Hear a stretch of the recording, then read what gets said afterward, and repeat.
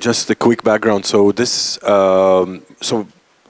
work is part of my PhD research that starts from a totally different area, actually. And I will show how it connects to what I'm doing here. So it will be like a kind of, this talk will be a certain introductory, where I talk about introductory themes. The main body of research that I've been doing here will be shown in the public program on the 14th. So on the 14th of March.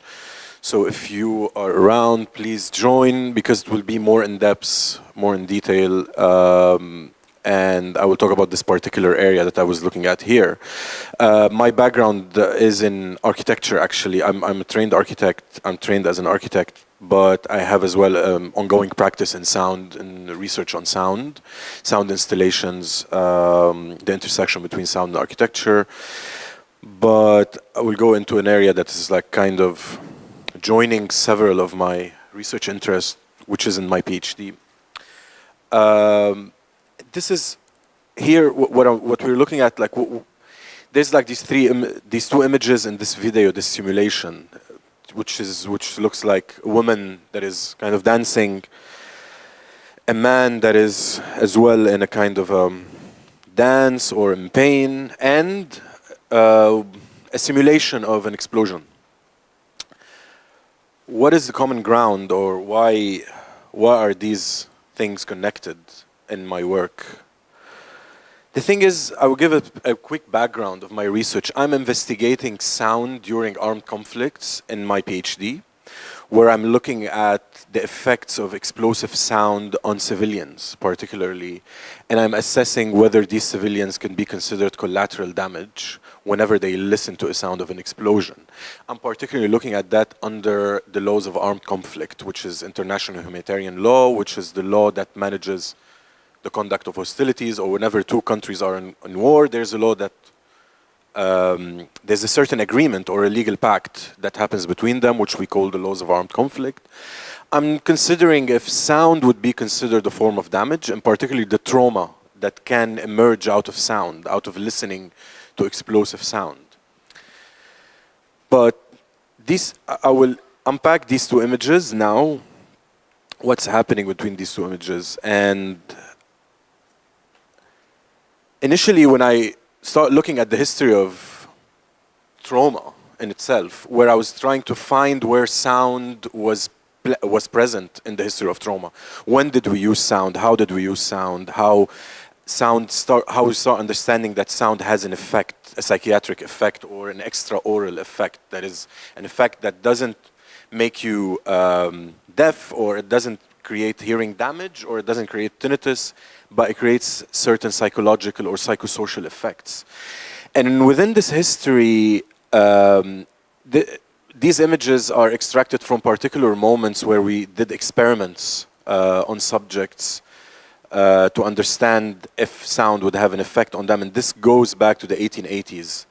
And this history is pretty violent, where scientific discovery was not an innocent practice, where we exposed people, in the picture up there, we exposed a baby, it's called the Little Albert experiment, to a loud banging sound to see if he developed an anxiety after every time he listens to this sound. In the middle, there's these known experiments that I'm looking at in detail in France in the 1880s in a hospital, where they exposed women that were supposedly hysteric to loud sound. And this is pre-trauma. This is when we were discovering trauma. This image is one of the earliest images that was made for an experiment that was done on a woman while they subjected her to a Chinese gong sound. And they recorded her reactions. And her reactions, the interests of psychiatrists were in the reactions that were considered abnormal, or considered like reactions of arousal or hyperarousal, or reactions of gesticulation or entrainment. And the thing that I want to talk about is that when we start discovering this, when we start discovering these effects, we start realizing that this is where trauma gets unpacked. And just in brief, like to say, what am I talking about when I talk about trauma or psychological trauma? I'm talking about an experience that is beyond the range of a human experience, or an encounter beyond the range of human experience that overwhelms the coping mechanism. And the encounter is so shocking that your body and your brain blocks the memory of this encounter. So patients cannot even remember. So this is where it gets more complicated with sound as well. So sound can be triggers at one point, sound can be effects, sound can be reminders of trauma. And these moments, and particularly these images I'm looking at, were kind of verification techniques. This is what was weird about them.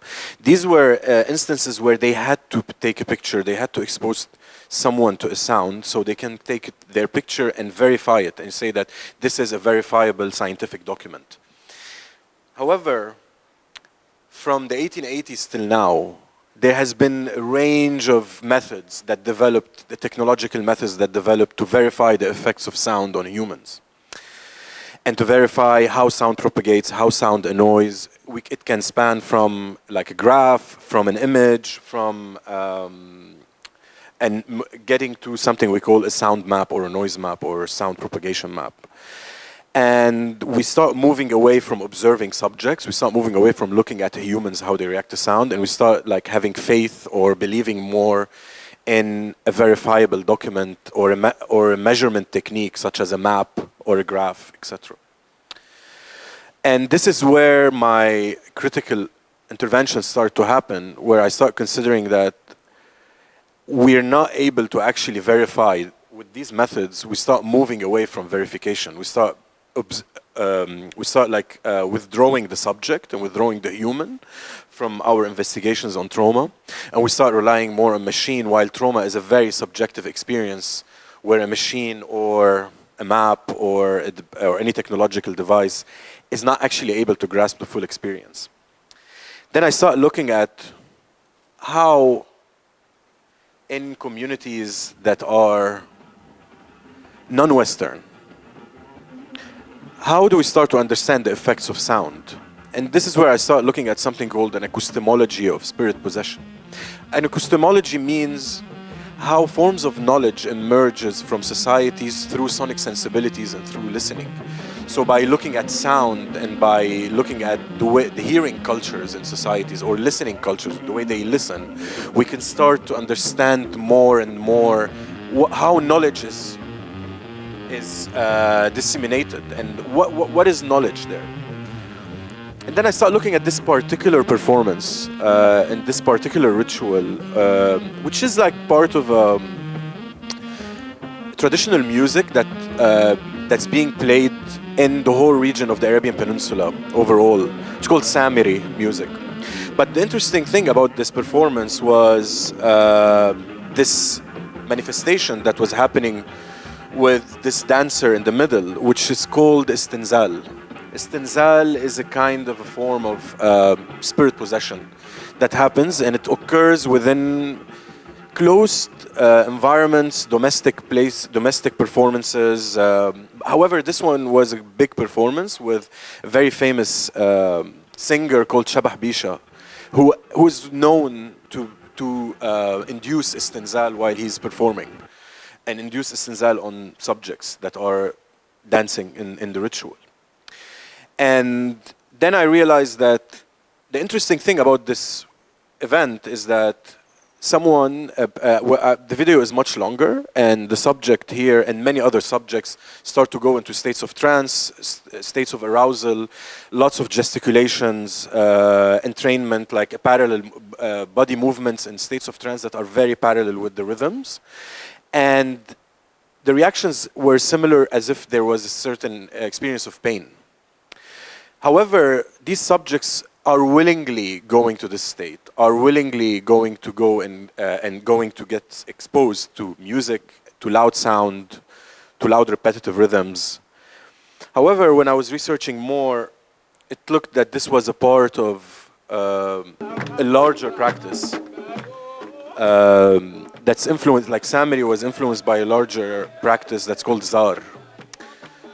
Zar performance ritual. And Zar is a kind of spirit possession ritual that originated in Ethiopia and in Sudan, according to several references.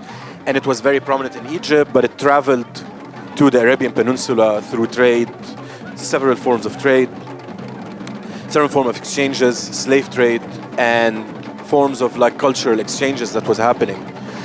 And and I was looking specifically at this type of ritual, where I was considering that what are the tensions that happen between Western scientific modes of knowledge and non-Western modes of knowledge when it comes to the effects of sound. How do we understand this tension when subjects are willingly exposed to particular sound that can lead them into a certain state, and subjects in war that are not wanting to be exposed to this sound?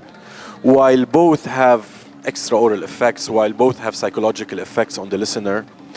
And I go to this state, I go study this state that happens, which is istinzal or spirit possession, to understand exactly what is the role of the performatic or the performative in understanding trauma and its sonic effects. If you want to know more, I'm going to talk on the 14th in detail about this, how it emerged, what are the considerations that we can look at it from an epistemological perspective, from a scientific perspective, or a sonic perspective. How can we look at it from perspective of listening? And here I have put the collection of the books that I was looking at as references. By looking at these references, you can understand where I'm starting, where I'm getting from, because there's a wide range. It's a kind of a gradient of critical scientific readings of psychological disorders, sound studies, and understanding of musical subcultures in the region. And yeah, that's it. Thank you.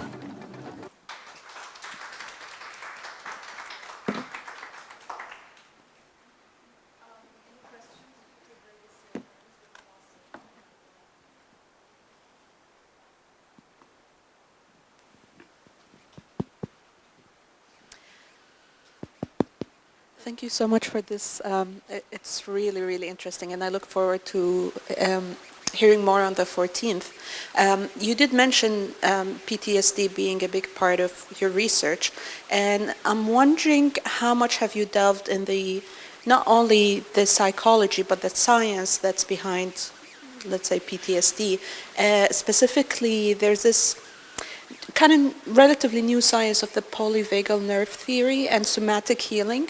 So if you can very quickly give us an idea about this, please. Yeah, I didn't look much into the healing methods that are scientific, because I moved directly to the healing practices that were like literally cultural in a way. However, so many of the most prominent references at the moment in post-traumatic stress, not in a critical perspective, like scientific practitioners on post-traumatic stress, like Bessel van der Kolk, who wrote this like bestseller, like The Body Keeps the Score.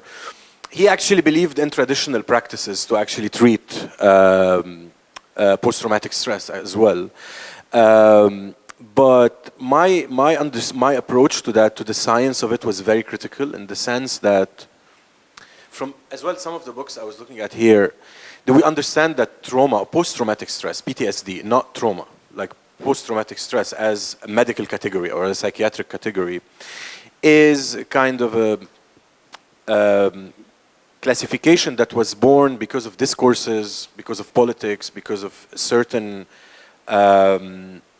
forms of knowledge that are purely Western, that are very related to the American Psychiatric Association, that excludes so many cultural factors that produces trauma in our region. So the problem with post-traumatic stress is that it has a very precise set of criteria in a manual that acts as like a kind of a biblical references for psychiatrists, and that excludes certain experiences of trauma that are not very common in the West, such as like exposure to, like displacement, dispossession, repetitive exposure to subtle forms of violence. This is why I got stuck in this moment where I like, how can we try to understand other forms of trauma rather than strictly going into the science of the therapy itself? Yeah. Thank you.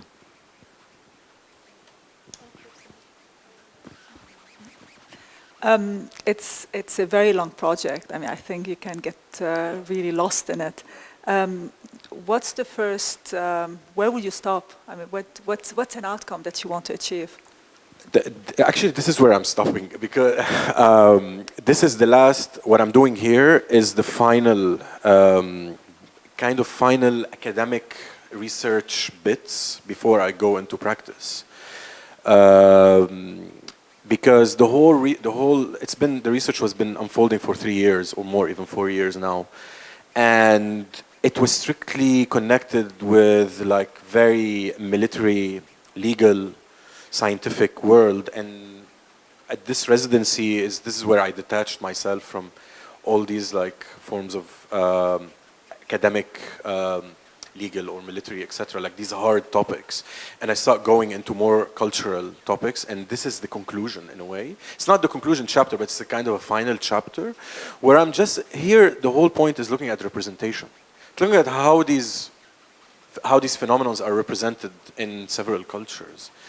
And it will stop at this point academically, but it will continue in terms of practices, in terms of like collaborations, collectives. I'm working a lot with collectives that deal with like how can we make a manual, how can we make a lexicon, how can we make like a certain language that people can understand on sound to talk about these phenomena. Yeah. It's fascinating.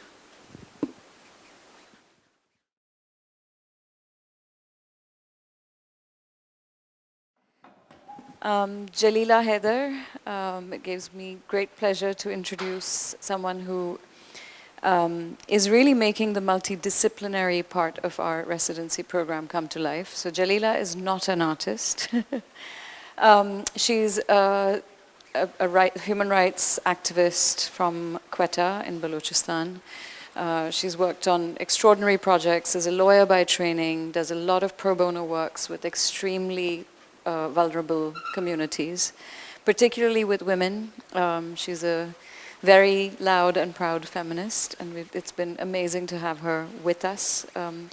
But here, the residency is an opportunity for Jalila to take a step back, to really understand, and I think this relationship with trauma is something that she's also trying to grapple with, which is to take the very difficult content that she deals with on a day-to-day basis and how to really change the narrative.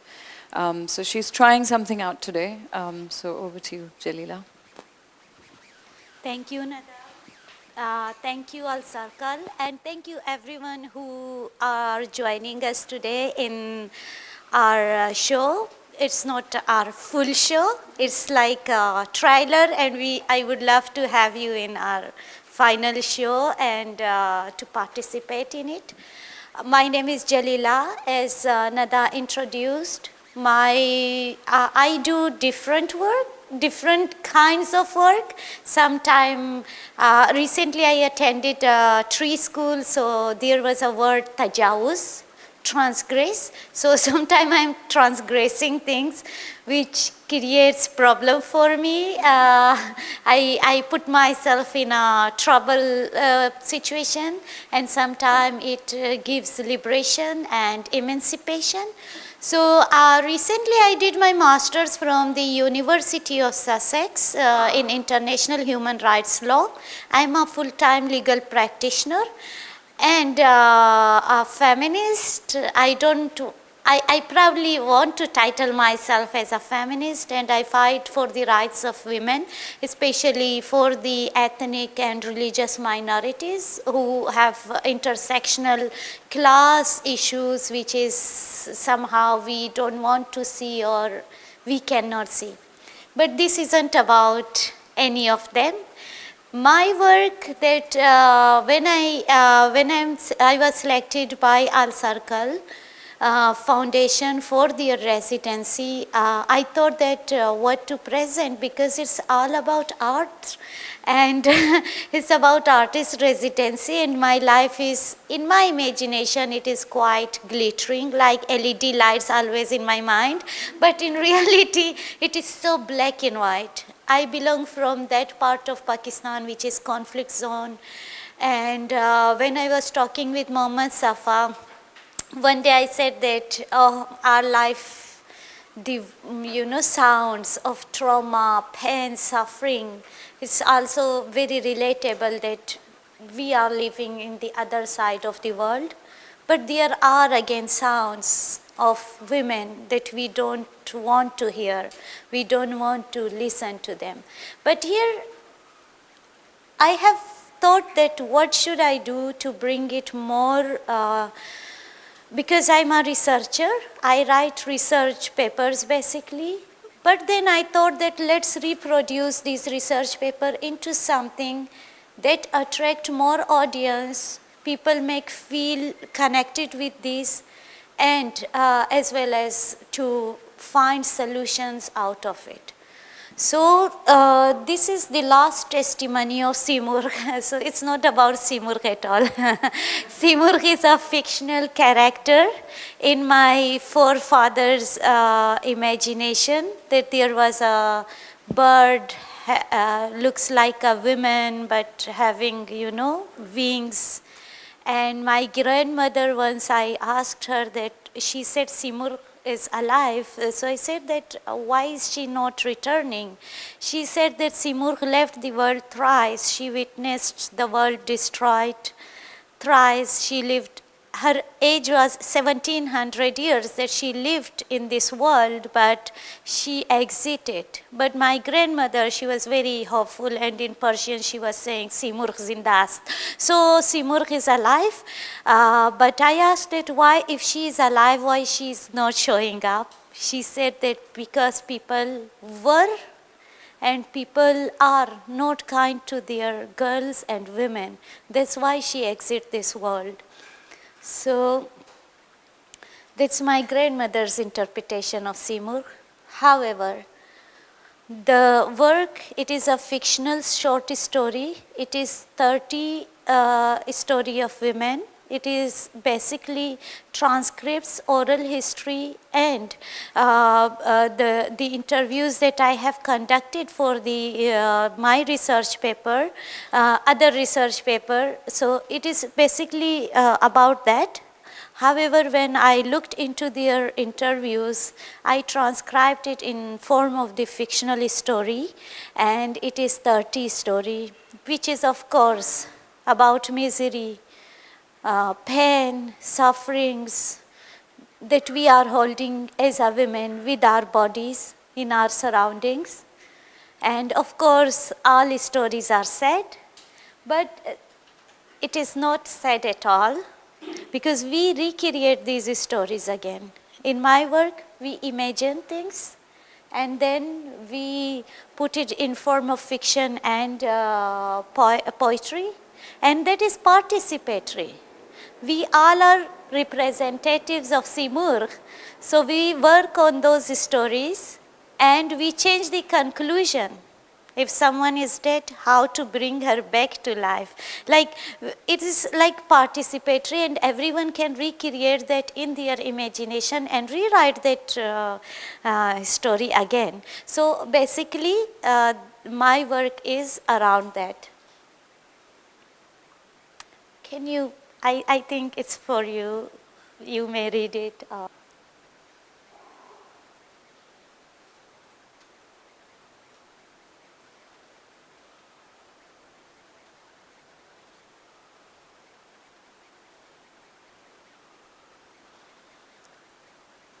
Why couldn't Simurgh see?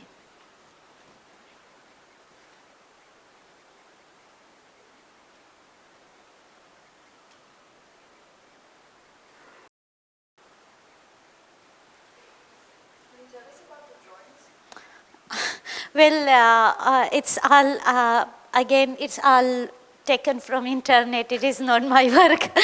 It's plagiarism. And I even don't know the sources. I was just searching for the pictures to make it more interesting. Like, you know, when we talk about women rights, sufferings, pain, it is always making our audience sad. But my stories are not sad. So, what is Simurgh searching for? The circle of empathy.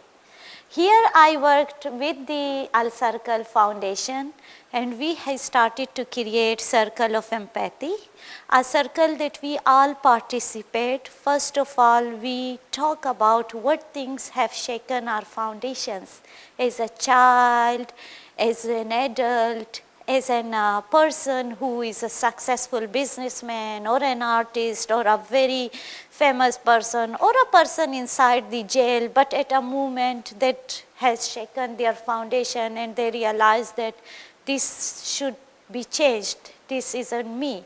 Then we start to reimagine thinking people, to create them, and how we see our surroundings, like in form of this work that we have produced. I'm not an artist, but I give my audience a chance to create themselves, and they do their art. So it's a very participatory, and everyone in 30 seconds have to produce something about another person, think about their situation, and later we shift to circle of empathy, where we discuss, each person come in the circle, share some of their movement that they have felt, and the moment that it is like a piece of suffering or power, and maybe blaming ourselves that it was because of me, I was responsible. And when he or she exits, the other person come and share, and then we change their stories. The other person come and change the story of the person who came to the circle of empathy and needed our love and support. So in our stories, because it is 30 stories of women, short stories, the same that we will do in our final event. Hopefully you will join us. It's very interesting. It's not boring like slideshow. So you will recreate those stories. It will be your work to give us something new, that how to get out of the miseries, how to get out of sufferings, how to get out of our pain that we are holding from our surroundings, from our history, from our relations and everything that keeping us for so long that we are not producing a true human being or a Simurgh. Maybe. So this is what that we are going to do with the circle of empathy. And yes, will Simurgh rise from the ashes? This is what that we have to rewrite our stories, and we should not talk that we all are burnt and we are only ash, but we have to reproduce our colors and fires and set to rule the world again. Thank you.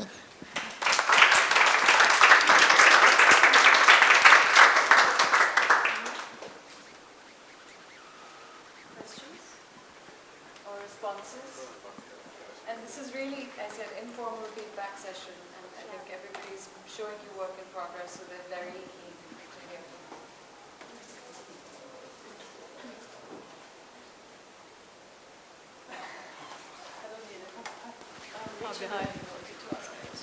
Hi.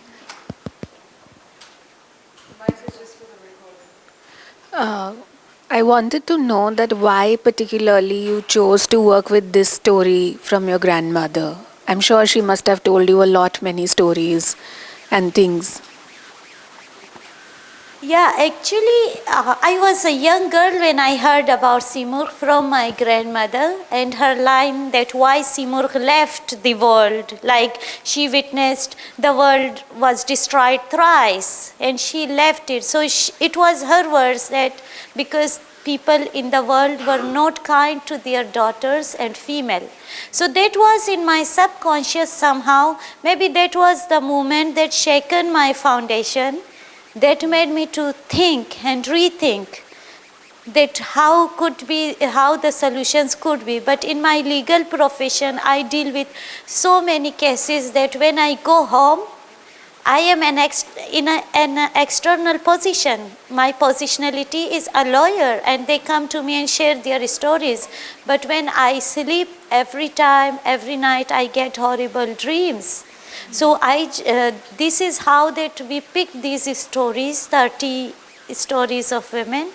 And in my imagination and in our real life, we are going to find solutions. Why women should die always? Why it will be our imagination to give a narrative that how can we save them.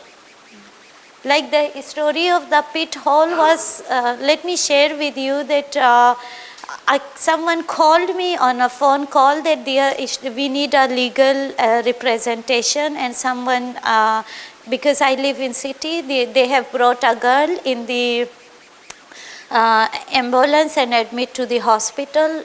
When I went there, so the doctor said that they are going to amputate her legs and arms because she was basically given to her in-laws. There is a culture, badlesul, or blood money, or blood making, settling down the dispute. They give their daughters to the opponent party.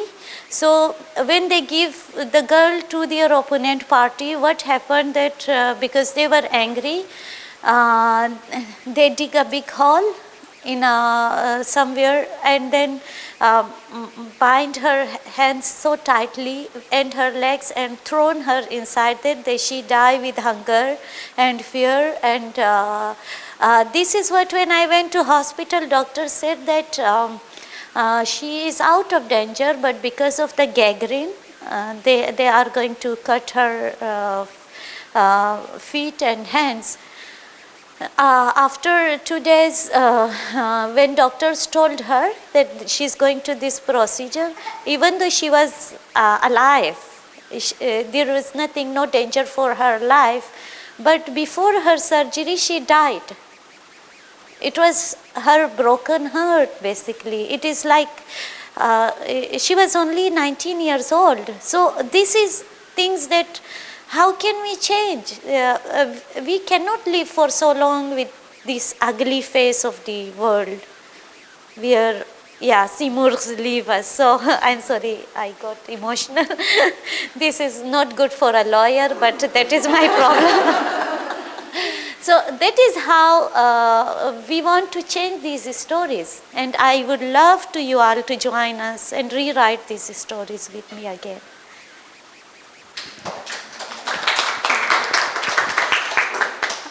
That's really very moving. But who's included in your circle of empathy? Are we talking to each other? I mean, if we want change, how able are you to bring in that circle of empathy people that are actually don't want to be in there? Well, it's an open circle. Anyone can come. Any person who feels that there is something that they need to change, their story and others' story. So, but aren't those people that are really stuck in their beliefs and their attitude and their suppression of other people's rights, are these the people that are going to join a circle of empathy? How can you bring the people that are perpetrating into a circle of empathy? So this is what that we start with the discussion of, discussion and shaking foundations, realizing, rethinking, all these procedures. Circle of empathy is the final circle that we let people get in. Those who are perpetrators, they never come to join, But then what are we changing? They change. You come and join and we can change. No, I would change. But if the people that are perpetrating are not part of that circle of empathy, then they don't want to be part of it, so they're not going through a process. This is what I'm saying. Are we speaking to each other? Okay, so this is what, in 3 years ago, I was thinking I can change the whole world. But then now I realize that it is impossible that we change everyone. But we can make our groups more and more of having the same thinking of bringing, supplying, and supporting empathy with each other. So it can be 2 or 5. If everyone is empathetic, so there won't be any sins in the world. So there won't be any tajawuz on anyone's life, emotions, feelings. So in our circles, I don't think so a perpetrator dare to join and share that I did this. So this is how we need to strengthen our own circle. Yeah.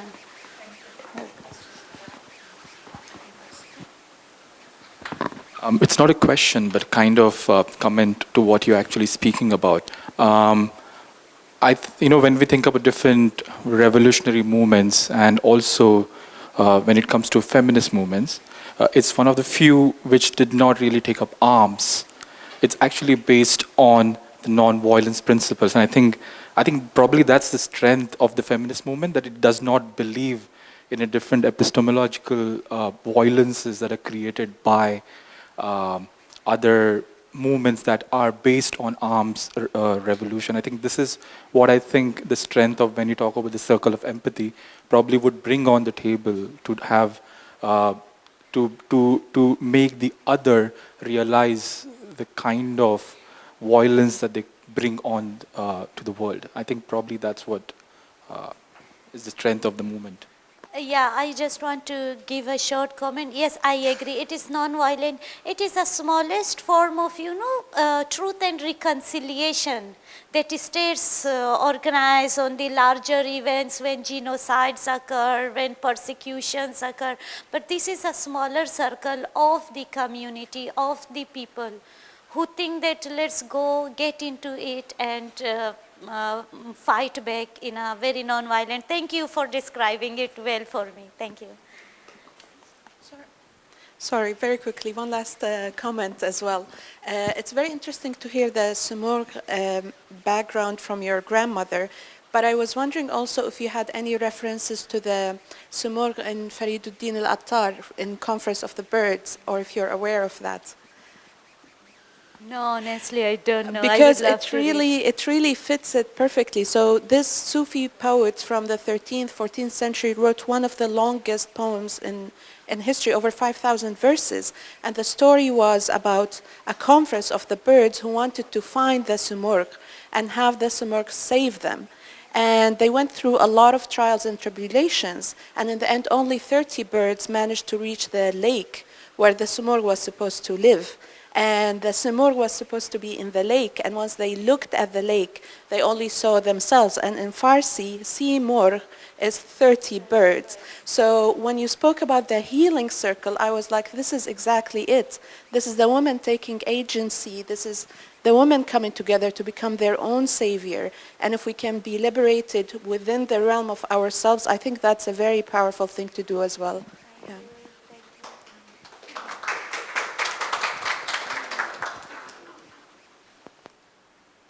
She wants to say something. Sorry, I'm taking your time longer. So I just had a fictional question. Most of the women who are suffering, it's mostly because of, at times, because of other women. Instead of exiting the world, why didn't Simog just took vengeance on those people and then make justice? As far as I have heard from my grandmother, the Simur was a healer. She has empathy. She was not the one to destroy, or to avenge or something. That's why she left, exit from the circle, and I think it is a wrong narrative that life of a woman is made worse by other women. At times. No, it is a very deep-rooted patriarchy that taught us. Because both are in different power positions, they feel insecure. It is not insecurity of women with each other, but that losing the power. That's why they are not in favor of each other and empowering each other. Yeah, thank you.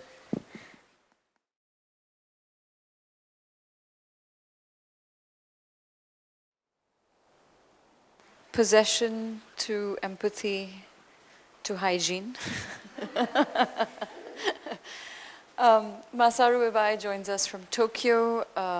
He has a practice that has really been looking at practices around cleaning, both technologies and practices, but also, I guess, more of a global obsession with hygiene, which is also related to our conspicuous consumption somehow.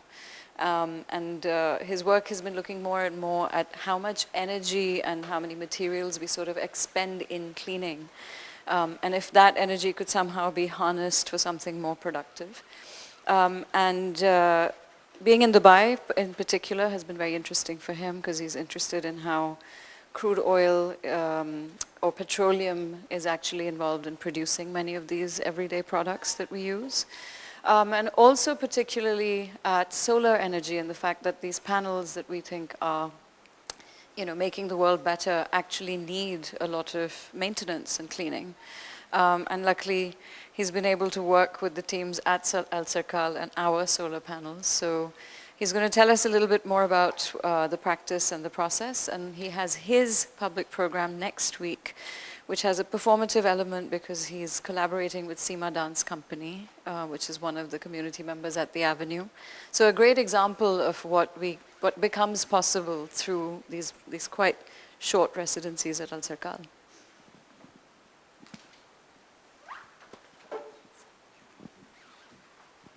Thank you very much, Nada, and thank you for coming today. My name is Masaru, and I'm Tokyo-based artist, and would like to introduce my work and let you know what interested in quickly. So I started stopwatch, and so I showed some video work. Expert from my video work. It's easy to do. So I'm interested about cleaning and cleansing as well hygiene in our society. So how cleanliness has changed in our society. So sometimes we washing the bread and sometimes washing the carrot also. Changing the idea, right? And the criterion for judgment of clean or dirty changes from area to area and from generation to generation, right? So because England King James I is just he washing only hand in ear. He doesn't want the washing the body also. So someone washing the meat, yeah, it's a reality. I don't know. So anyway, I'm interested about why we always judgment about clean or dirty in the ordinary life, and also the term ethnic cleansing. Suggest violence happen when judgment is direct to people, So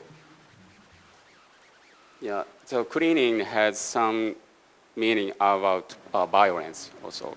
And another interest is the act of cleanup in our society or local area. And I took permit to use the street for the cleaning, like this. And that local residents doesn't know what happened, and the local area residents doesn't know how many people joined to the cleanup activity in the street. And then also cleaning activity is somehow, it's kind of good acting in the local, but they are Japanese mafia anyway, so they really Japanese mafia. And so the 100 people joined to the cleaning activity. And then, of course, yeah,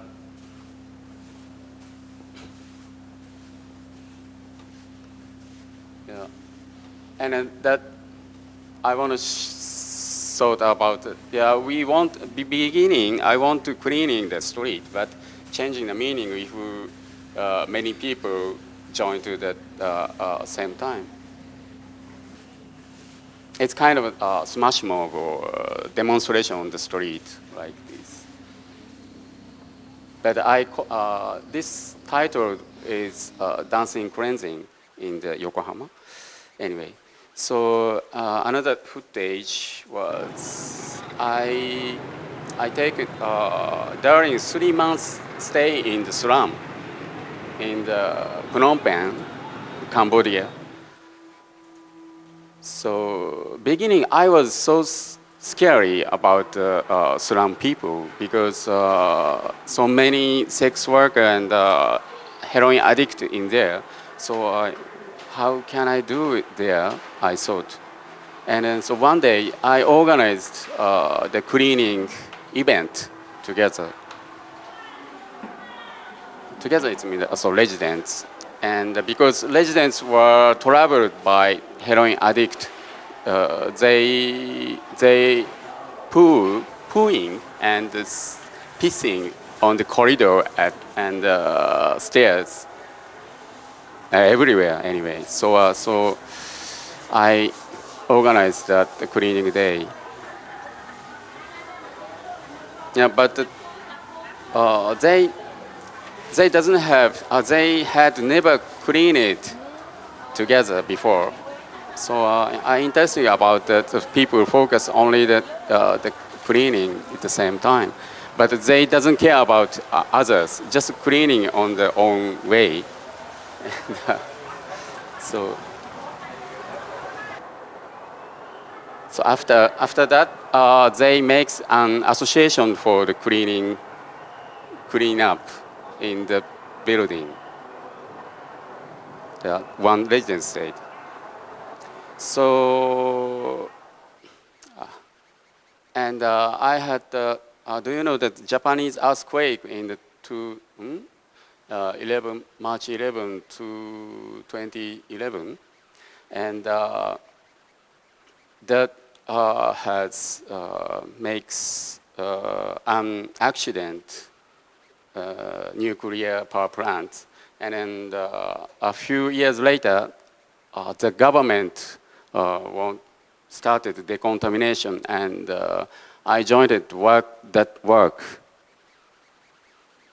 And working in 3 or 4 months in a year, from 2014 to 2017, for 3 years, and. Yeah, we shaped the surface soil, and we collected that dirt to the plastic bag. Yeah. So yeah, we don't take off that mask always. So it's inside photo of the decontamination anyway. And then, so the important thing is, so I shaped the soil, even that grave place. Yeah. The important thing is that dirt never disappear from the world, from our world forever. We have to keep, or we have to care about that forever. So then I came the research for the, yeah, so what is that? The sky is very beautiful, but I cannot say beautiful or clean. Yeah, so I recorded every day for the sky. So I came the research for this residency program, and I become interested in energy and cleaning. So because UAE is oil producing country, and has the largest solar solar plants in the world. So most of which related to cleaning. So detergent made from oil, and solar panel needs cleaning every week and something. So then I collected the solar. Okay, I will show that. So this is the dirt on the solar panel on the Alserkal, just this building anyway. And so this is worker, yeah. So I never seen that how to clean up on the solar panel. It's and also I never seen the movement. I interested that also that not only one person, two person for the cleaning on the panel. So one person keep that moving and one person moving that hose. Anyway, and also I'm interested about particle. It means the dust on the solar panel. I collected the dust, this one, together.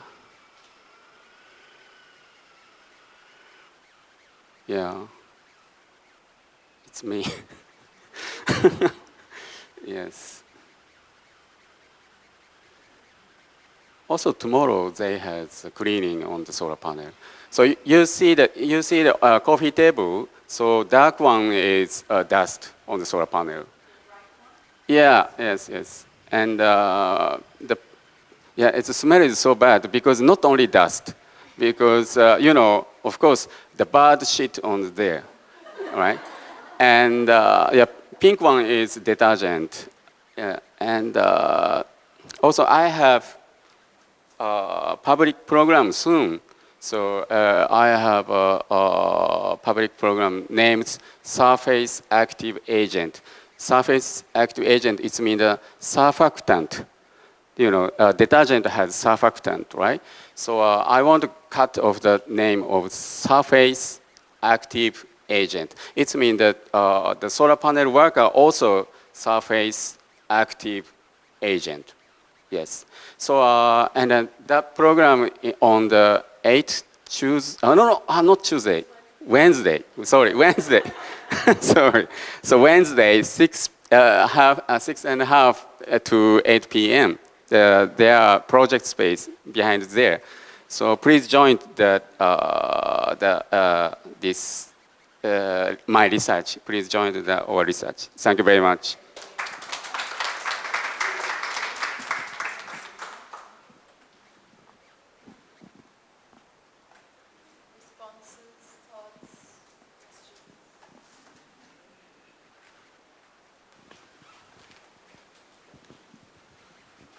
Hello.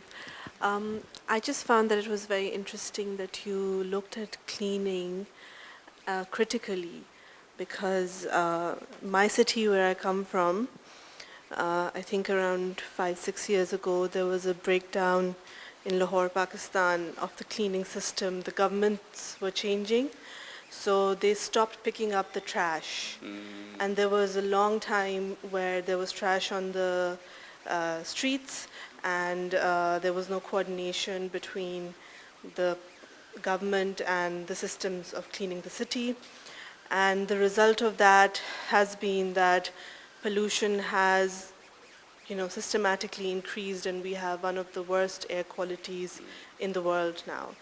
So I just want to understand why you're looking at it critically, from a critical lens.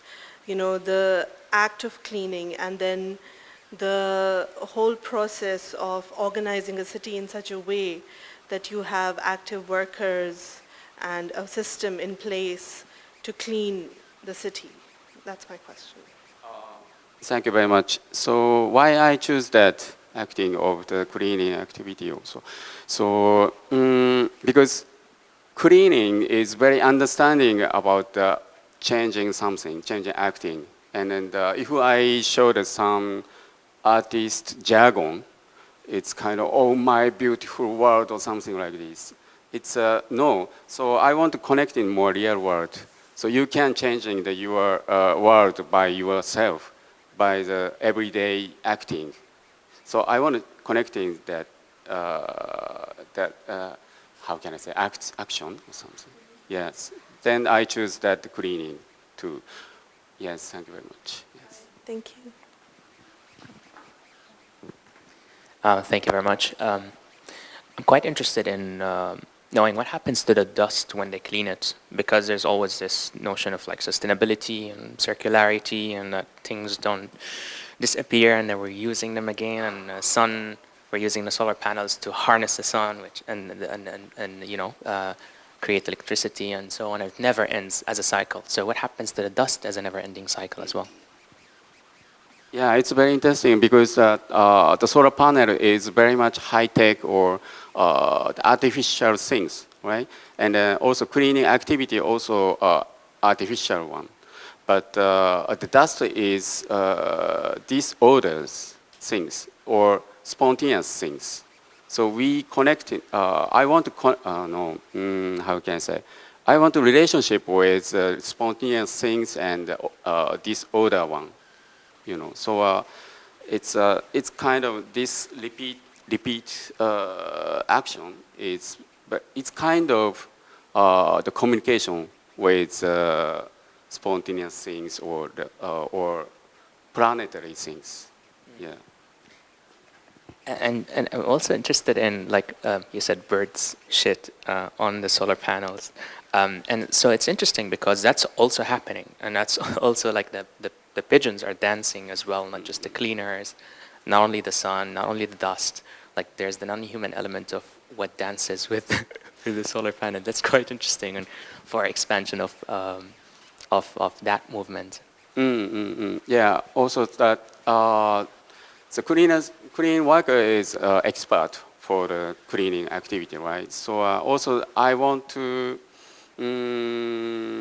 divert of the action from the workers' action to creativity or something.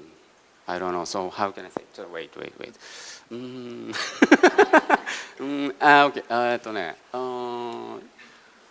Again, please. Can you asking again one more? Sure. I might not ask it in the same way, but I would say that birds are also creating layers of things to clean, and it's happening constantly, and that's a movement. And so even the way that birds, shit on the on the solar panels is repetitive, and it has its own way of, if you notice the pigeons. So I'm also interested in the non-human element, expanding that movement to the non-human, to beings around us who also participate. The winds, bringing in the dust, it also has its own patterns depending on where the wind is blowing from where, at which season. So the movement can also be expanded in an interesting way beyond the cleaners' bodies only, but also with other dancers, non-human dancers.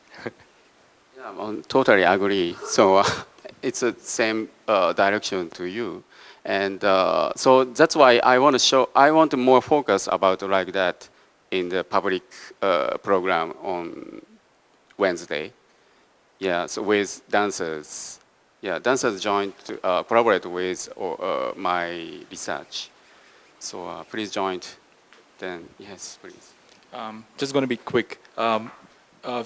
Super fascinating what you're talking about, because hygiene discourse takes on so many different layers when it comes to community.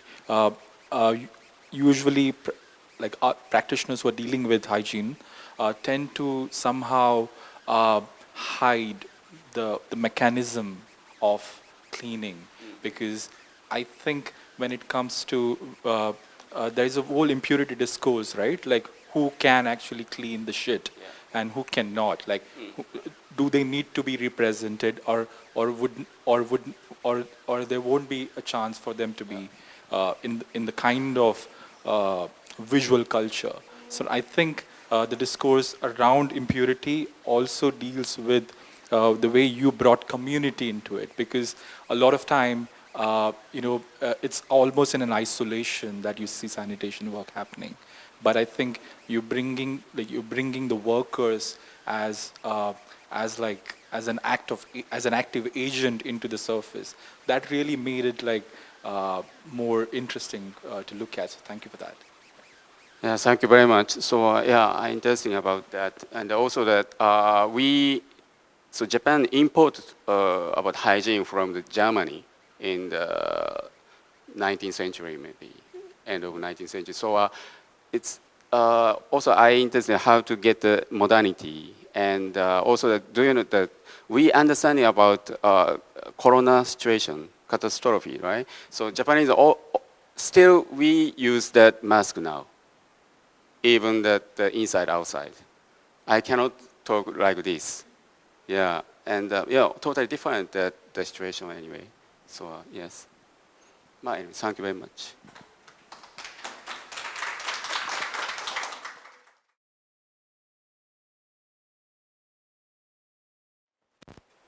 And our final presentation today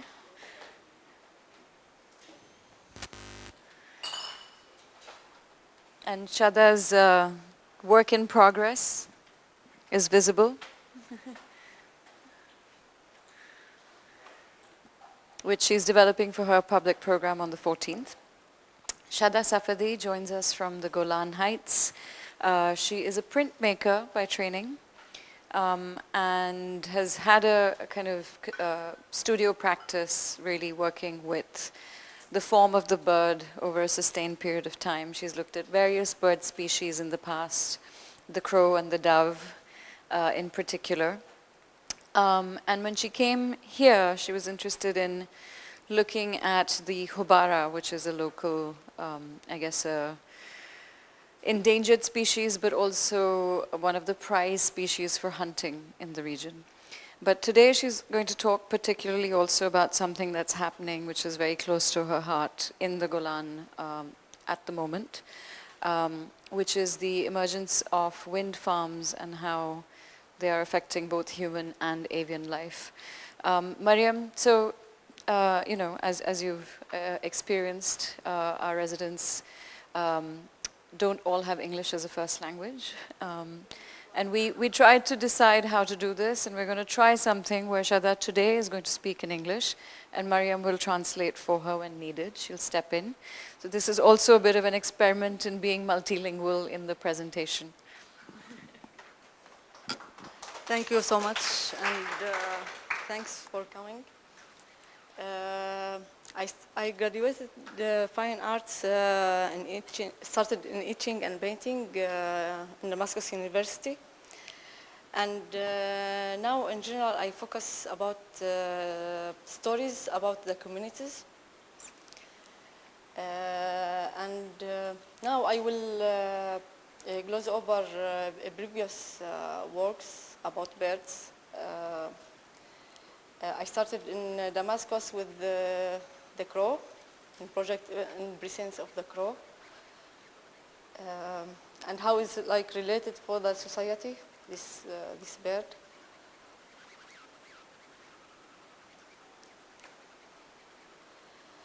After that, I do a project. It's called Gaze. Gaze like an installation project. I take a mirror for my mother's mirror, and I casting it, and like in every mirror have like a story about personal story with my mother. And there's a bird called Karim. It's a kind of dove, and this I always like wondered like how this bird, the ritual of marrying between male and female, how it came about. And this also. And this is a strong connection with my mother, and also a symbol of heritage in the religious community, in my society. And also I put like the head scarf of my mother that I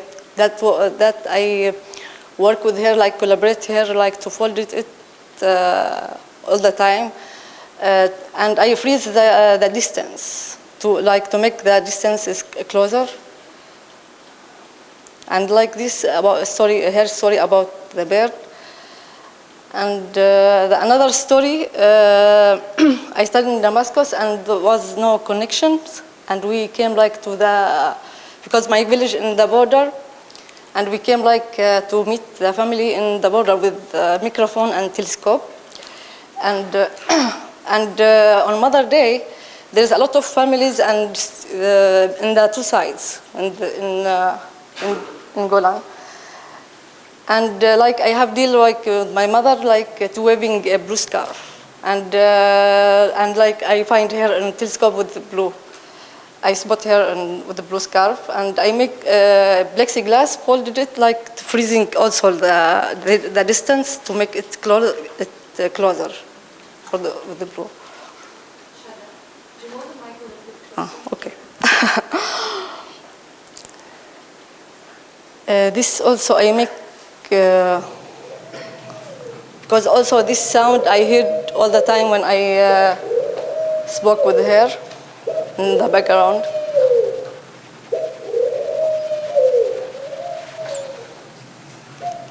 This is from my studio in Ramallah in West Bank, and I take it like to farm apple farm in Golan.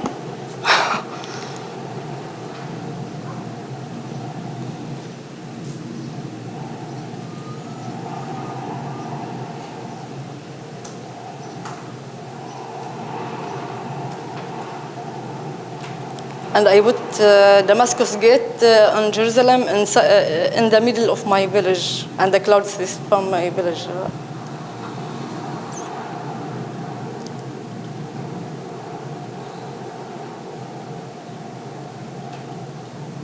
And how like the Syriac, how they like walking with the eyes of the birds. After that, I went in Palestine. Before 4 years, I started to notice that there's a bird, a myna bird. He's one of the most invasive species, and he attacked like local birds, and he destroyed their nests of some of local birds. And like interested with this bird, like to think about. And after that, to Hubara was the first thing that I am interested in the Emirates, and how here they work like to protecting and breeding this species. And like in Hubara Fund, and I need like more to work about this. Now I take you like to the wind. The wind is like its main rules to move things and transport from one place to another, and it helps birds to travel long distance in their migration season. And here, the photo is like the movement of the birds in Golan between 2016 until 2017.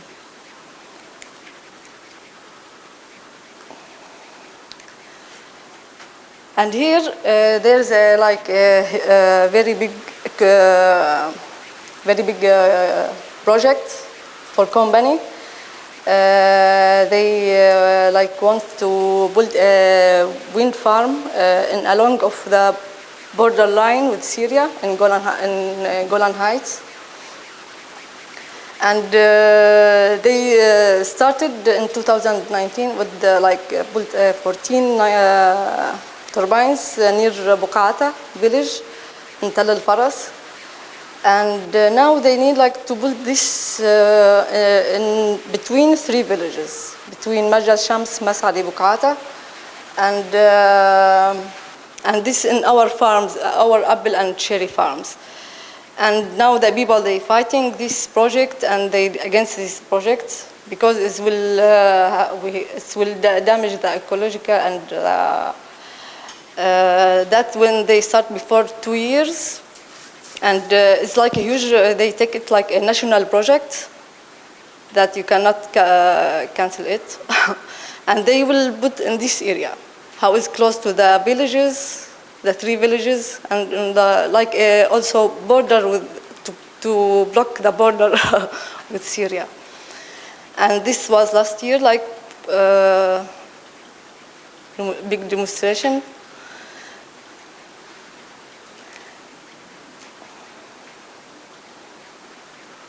Like for caring like to our land and because they will cutting a lot of trees that is nest for a lot of birds, and also the infrasound turbines is like is as weapon, and they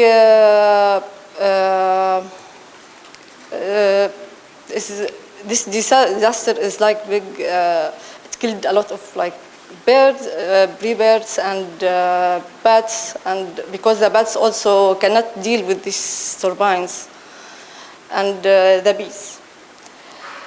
And it will destroy also the landscape, and like our and the apple and cherries is like here is like big connection with the farmers in Golan, and the ecological damage.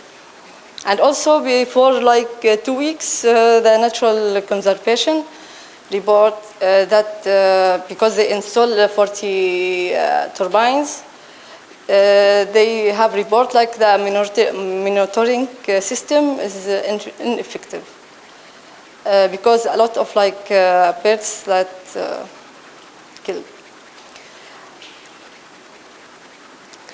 Before I coming here, I install in Qattan Foundation Salon of Solidarity, and I make furniture. I collect furniture from several institutions in Palestine, and from who is work in art and culture in there, and I make Solidarity Salon for meeting and screening, and for do also workshops for discuss, because they need for that. And this part of exhibition that and solidarity mapping and solidarity. And now by chance. Today, our society, we have like a big demonstration today at 5 o'clock. Because this company, they announced before 2 weeks that in the end of this month, they will start to install these turbines. Because that, I would like to, after that, to go to the corner of solidarity, to do something, to create, to stick, to write, to anything like this. And thank you so much. Okay. You're welcome to engage with the corner of solidarity now and make comments there, but also we'll open up to some questions for Shada and any feedback that you have for any of the other residents on tonight.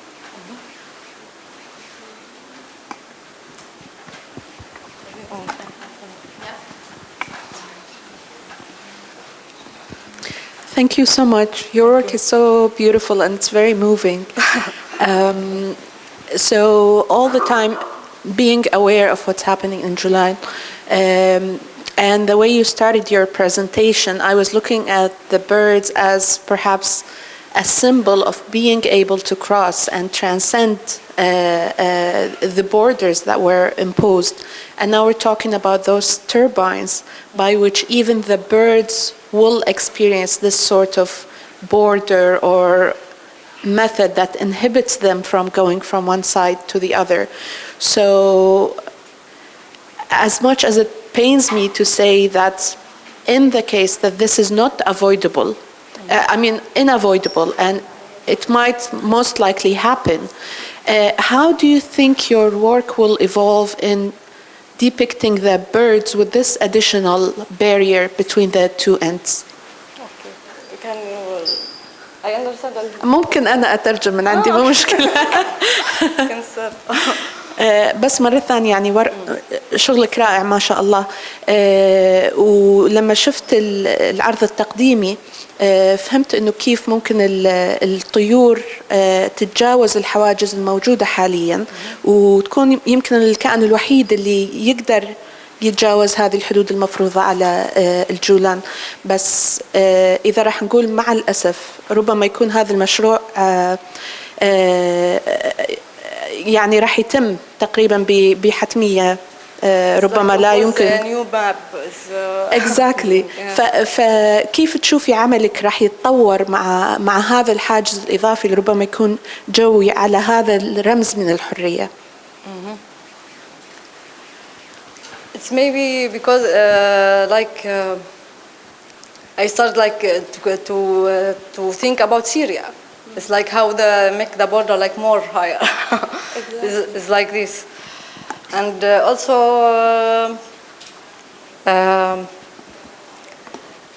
the birds like the wind is like you cannot control, but the land they control, and this about like the money and. How is like to think about now, because it's the future, it's our future. Yeah. This is the main thing that to think about. Thank you.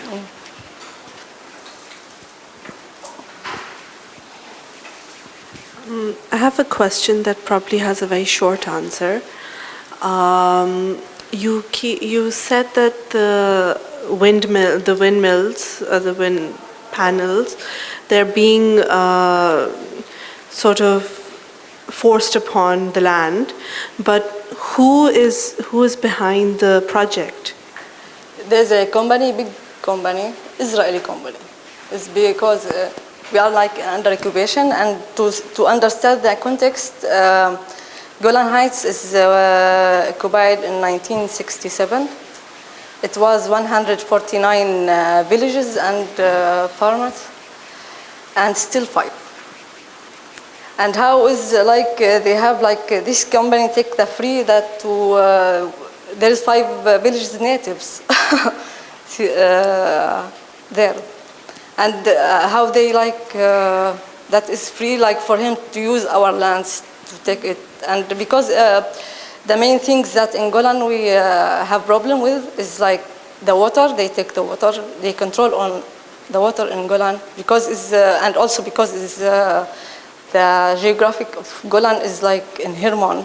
It's like to control all the area because it's more high. And the mines, there is a lot of mines, and this like these projects. And also, it's what's happening after in Syria. After that, it became a lot of things that in our society, like a lot questions about the future and what we'll do with this. And now, like with the Palestinian, like our life with Palestinian, like to make this solidarity and to. Thank you. Thank you.